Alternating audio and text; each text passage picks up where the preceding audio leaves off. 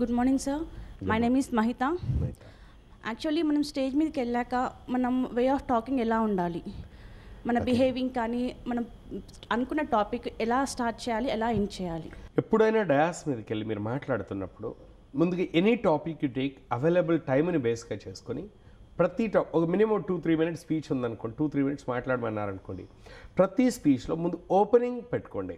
ఇచ్చిన టైంలో 10% of the టైంని ఓపెనింగ్ పెట్టుకోవాలి. అంటే కంటెంట్ చెప్పకుండా ఆ టాపిక్ ఓపెనింగ్ పెట్టుకోవాలి, జస్ట్ ఇంట్రడక్షన్. ఆ ఇచ్చిన టైంలో 15% of the time topic closing పెట్టుకోవాలి. 10% ఓపెనింగ్, 15% క్లోజింగ్. ఆ మధ్యలో 75% ఆఫ్ ద టైం ఏదైతే ఉందో అది మనం చెప్పాలనుకున్న కంటెంట్కి పెట్టాలి. బట్ ఎప్పుడు కూడా గుర్తుపెట్టుకోండి, a well began speech is half delivered అంటారు.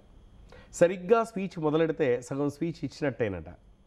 నెంబర్ 1, మీరు డాష్ మీదకి వెళ్ళే ప్రతిసారి అనుకోండి ఏంటంటే, this is not my last speech, జీవితంలో ఇది నాకు ఆఖరి స్పీచ్ కాదు, కాబట్టి నేను భయపడాల్సిన పని లేదు, నేను ఇక్కడ ఉంది మాట్లాడడానికి నాకు తెలిసింది. So on the spot topic ఇచ్చారనుకోండి, మనకు కొన్ని టెక్నిక్స్ ఉంటాయి, అప్పటిదప్పుడు మాట్లాడాలనుకోండి. ఫర్ ఎగ్జాంపుల్, ఈ ప్రెస్ రిపోర్టర్స్ జనరల్గా తయారు చేసుకుంటూ ఉంటారు. 5 Ws 1 H అంటారు.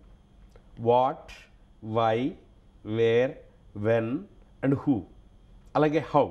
వీటితో మనం మైండ్లో క్వశ్చన్స్ చేసుకుంటూ ఆన్సర్స్ బయటకి ఇవ్వచ్చు. లేదా ప్రిపేర్ అయిన స్పీచ్ అనుకోండి, హ్యాపీగా చిన్న క్యూ కార్డ్ తయారు చేసుకోవచ్చు. క్యూ కార్డ్స్ తయారు చేసుకొని 10 ఇంపార్టెంట్ పాయింట్స్ రాసుకొని అక్కడ పాయింట్స్ చూస్తూ మాట్లాడొచ్చండి.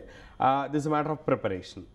ఒకటే గుర్తుపెట్టుకోండి, డయాస్ మీద మాట్లాడడం కూడా 4 సార్లు మాట్లాడితే ఆ భయం పోతుంది. కాబట్టి ముందుగానే ప్రాక్టీస్ చేసుకుంటే ఎక్కడైనా ఒకేలాగా మాట్లాడండి.